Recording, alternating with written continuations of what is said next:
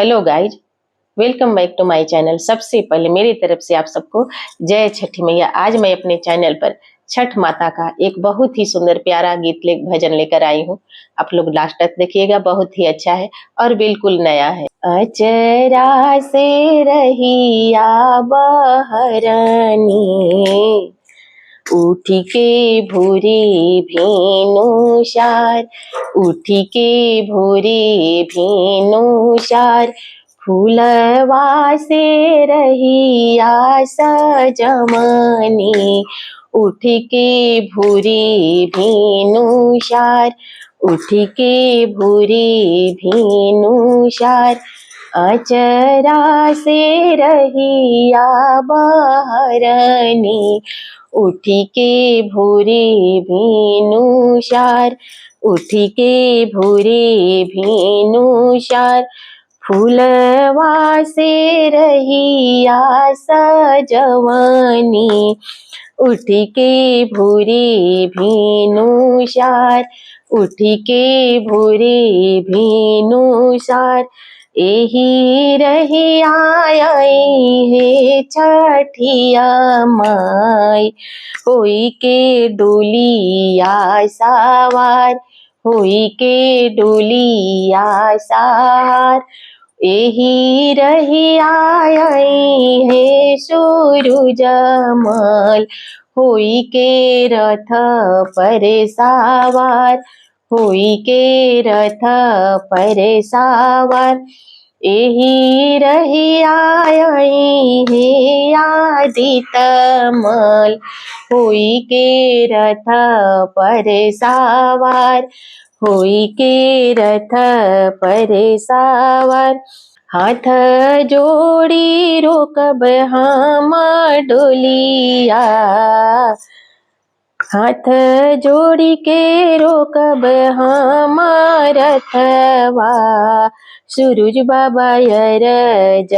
हमार, आदित्य बाबा अरज हमार, हाथ जोड़ी के रोकब हम रथवा, सूरज बाबा अरज हमार, सुनी बाबा अरज हमार, अचरा से रहिया बहरनी, उठी के भूरी भेनुषार, उठी के भूरी भेनुषार, फूलवा से रहिया सजवनी, उठी के भूरी भेनुषार, उठी के भूरी भेनुषार, एही राहे आई हे छठिया मैया, होई के डोलिया सवार, होई के डोलिया सवार, एही रही आई हे सूरज मल, होई के रथवा सवार, होई के रथवा सवार, एही रही आई हे आदित मल, होई के रथवा सवार, होई के रथवा सवार, हाथ जोड़ी के रोकबो हम रथवा, सूरज बाबा अरज हमार, सुनी मैया अरज हमार, कवना का सुरक हम कैनी, गोदिया एक ना लाल, गोदिया एक ना लाल, कवना बरत तप करी, भरी जइहे गोदिया में लाल, भरी जइहे गोदिया में लाल, हसत बालक वारो ववलू, इतना ये गुण तोहार, इहे ये गुण तोहार, इहे अवगुण तू कैलू, भरला गुदीना तोहार, भरला गुदीना तोहार। अब की क्षमा छठी मैया दे दी, दे दी गुदिया में लाल, दे दी गुदिया में लाल। कार्तिक मास के करी है तो छठिया, भरी है गोदिया तोहार।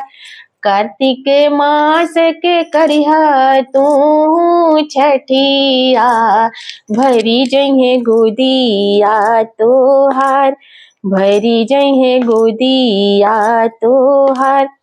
इतना बचन छठी मैया सुनली, मैया हंसेली ठाठाई, मैया हंसेली ठाठाई। इतना बचन सूरज बाबा सुनले, सूरज बाबा हंसेले ठाठाई, आदित्य बाबा हंसेले ठाठाई।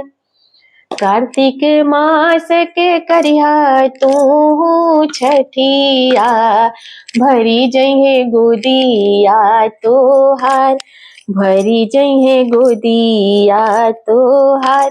कार्तिक मास के करिहा तू छठिया, भरी जइहे गोदिया तोहार। अगर मेरा ये छठ गीत आप लोग को अच्छा लगा होगा तो लाइक शेयर सब्सक्राइब जरूर कर दीजिएगा, और अगर नए होंगे तो बेल आइकन को प्रेस कर दीजिएगा ताकि मेरे नए नए वीडियो का नोटिफिकेशन आप लोग के पास तुरंत चला जाए।